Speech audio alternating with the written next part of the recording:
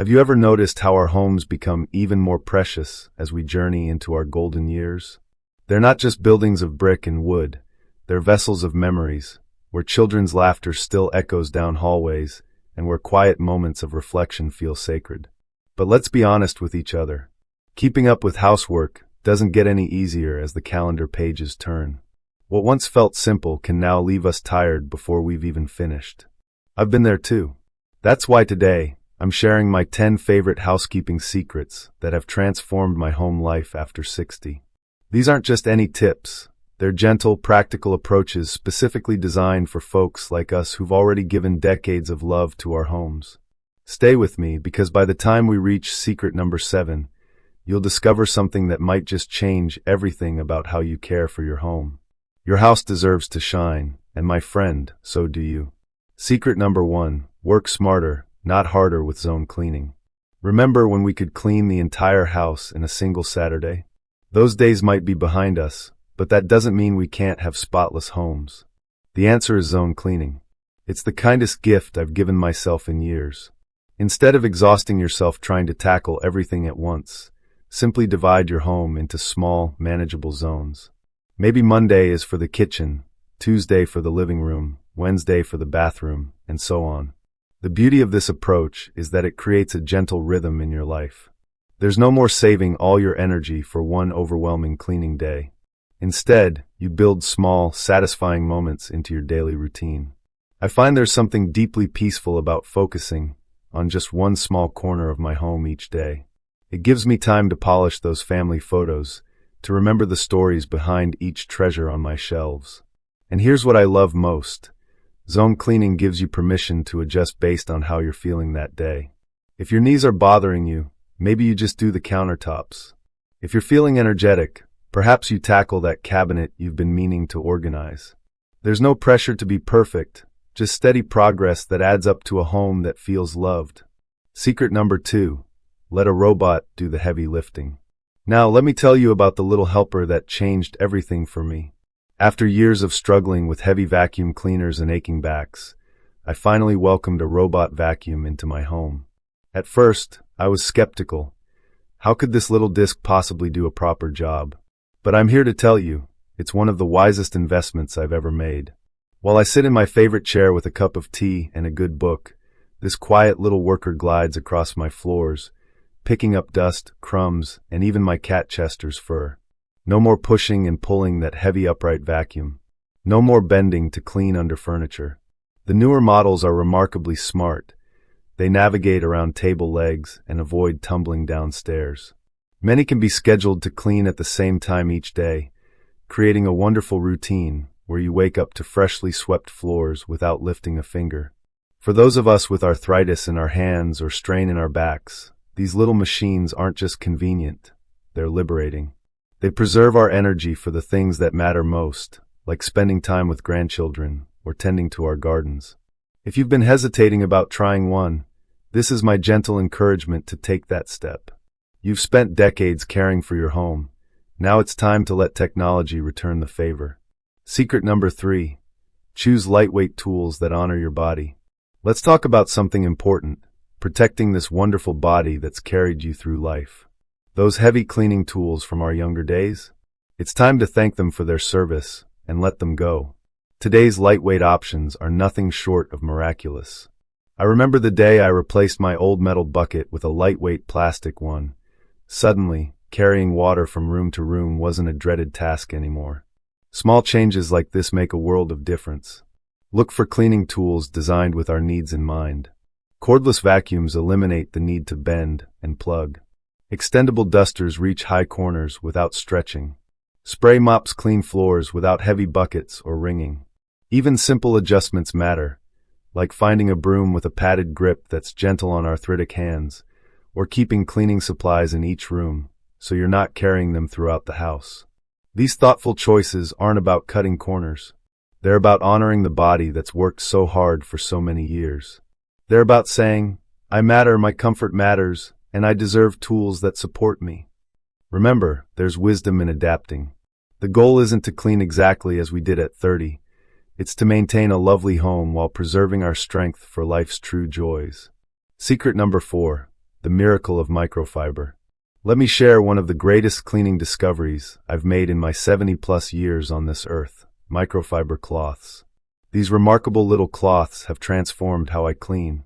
Unlike the cotton rags we grew up using, microfiber actually captures dust and dirt rather than just pushing it around. The tiny fibers work like thousands of little magnets, grabbing onto everything from bathroom grime to window smudges. What I appreciate most is how they often need just water. No harsh chemicals required. That means no more strong fumes that irritate my sinuses or leave my hands dry and cracked. Just a lightly dampened cloth that cleans almost everything in my home. For those of us with less strength in our hands and arms, microfiber is a blessing. You don't need to scrub hard or apply pressure. A gentle wipe is usually enough to lift away dust and dirt. This saves your joints and muscles from unnecessary strain. I keep different colored cloths for different rooms. Blue for the bathroom, yellow for the kitchen, green for dusting. This simple system prevents cross-contamination and helps me stay organized. And here's a practical tip. After using them, just toss them in the washing machine. They come out ready to use again and again. It's easier on your wallet and kinder to our beautiful planet than constantly buying paper towels. Simple wisdom often comes in simple packages, and in this case, it's a soft, colorful cloth that makes cleaning gentler on your body and your home. Secret number 5, the magic of a well-organized cleaning caddy. Have you ever started cleaning only to realize you left the glass cleaner in another room? Then you go get it, only to find you now need a different cloth. Before you know it, you've walked back and forth across the house several times, using up energy before you've even started cleaning. That's why I swear by my cleaning caddy, a simple carrier that keeps everything I need in one place. It's like having a faithful companion that follows me from room to room, making sure I have exactly what I need at arm's reach.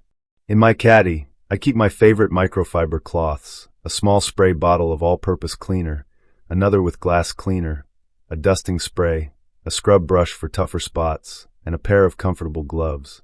Everything has its place, so I can grab exactly what I need without searching or stretching. For those of us who need to preserve our energy, this simple organization system is priceless. It means less walking, less bending, and less frustration. I can clean efficiently without wasting precious energy on hunting for supplies. If carrying a caddy feels too heavy, consider a small cleaning cart with wheels. It serves the same purpose, but without any lifting required. You can simply roll it alongside you as you move through your home. Sometimes the smallest changes bring the greatest peace. Creating a well-organized cleaning caddy is one of those changes, a simple act of kindness toward yourself that makes caring for your home feel more like a pleasure and less like a chore. Secret number 6, natural cleaners for safer, healthier spaces. As we grow older, our bodies often become more sensitive to harsh chemicals. That strong-smelling cleaner that never bothered you before might now leave you with a headache or irritated lungs. I discovered this myself a few years back, and it led me to one of the most refreshing changes in my cleaning routine: switching to natural cleaners. The truth is, our grandparents cleaned effectively long before the shelves were filled with harsh chemical products. They used simple ingredients from the pantry, and we can do the same. White vinegar has become my faithful cleaning companion. Mixed with equal parts water in a spray bottle, it cuts through grease and grime on most surfaces. For bathroom tiles and sinks, baking soda provides gentle scrubbing power without scratching. A squeeze of lemon juice brightens and freshens, leaving behind a clean, natural scent. These simple ingredients don't just clean, they care for our health. There are no strong fumes to irritate breathing, no harsh residues to worry about if the grandchildren come over and touch everything, as they always do. I keep a spray bottle of diluted vinegar in my kitchen, another in my bathroom. When I notice a spot that needs attention, I can quickly spray and wipe without exposing myself to anything that might trigger my asthma or dry out my skin. One important note: natural doesn't mean suitable for everything. Vinegar isn't friendly to marble or granite, so always test a small area first. But for most everyday cleaning, these gentle solutions work wonders. Making this switch has brought such peace of mind. My home isn't just clean, it's truly healthier. And there's something deeply satisfying about cleaning with ingredients so safe you could use them in cooking. It connects us to a simpler time when clean didn't have to mean chemical. Secret number 7. The life-changing magic of sit-down cleaning. Now here's the game changer I promised you, one that transformed how I care for my home: sit-down cleaning. For years, I thought cleaning meant standing, bending, and reaching until my back ached and my knees protested. Then one day, while resting on a kitchen stool after feeling tired, I realized I could still reach the counter from my seated position. That simple observation changed everything. Now I keep a lightweight, sturdy stool that I move from room to room. I sit to dust lower shelves, wipe baseboards, polish the coffee table, and even fold laundry. There's absolutely no rule saying we must stand to clean effectively. Sitting while cleaning protects your back, reduces pressure on your knees and hips, and helps conserve energy for tasks that truly require standing. It's not about doing less, it's about cleaning smarter and honoring what your body needs. Consider creating sitting stations throughout your home. Perhaps a comfortable chair near shelves that need dusting, or a stool at the right height for kitchen counters. Arrange your cleaning supplies within easy reach, so you don't have to stretch or strain. I often set a timer for 15 minutes of seated cleaning, followed by a short break. This gentle rhythm keeps me from getting overly tired while still accomplishing what needs to be done. Remember, choosing comfort isn't laziness, it's wisdom. It's recognizing that your well-being matters just as much as a clean home. In fact, when cleaning feels comfortable, you're more likely to maintain those small daily habits that keep your home fresh and welcoming. Your home should support you, not drain you. Sit when you need to, rest when you need to, and feel proud of caring for your space in a way that also cares for you. Secret number 8. The 15-minute daily reset. Have you noticed how quickly little messes can accumulate? A magazine here, a coffee cup there, and suddenly your tidy home feels cluttered. That's why I've come to rely on what I call the 15-minute daily reset. A simple habit that keeps chaos at bay without exhausting you. Each evening, before settling in with my favorite television program, I set a timer for just 15 minutes. In that short time, I focus on returning things to their proper places, fluffing pillows, clearing off coffee tables, wiping kitchen counters, and hanging up any clothes that didn't make it to the closet.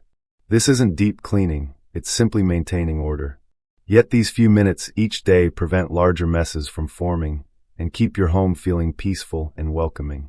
What I love most about this approach is how doable it feels, even on days when energy is low. 15 minutes isn't overwhelming. It has a clear beginning and end, and the results are immediately visible, giving you that wonderful sense of accomplishment. To make this time even more enjoyable, I put on music that lifts my spirits, those wonderful songs from the 50s and 60s that take me back to happier times. Before I know it, the timer rings and my home is refreshed. If 15 minutes feels too long some days, that's perfectly fine. Even 5 minutes of straightening makes a difference. The consistency matters more than the duration. This simple habit has replaced those exhausting cleaning marathons of my younger years. Instead of one tiring day of housework, I enjoy brief, manageable moments of caring for my home, a gentler approach that honors my energy and still keeps my space feeling loved. Secret number 9. Embrace the beauty of a lived-in home.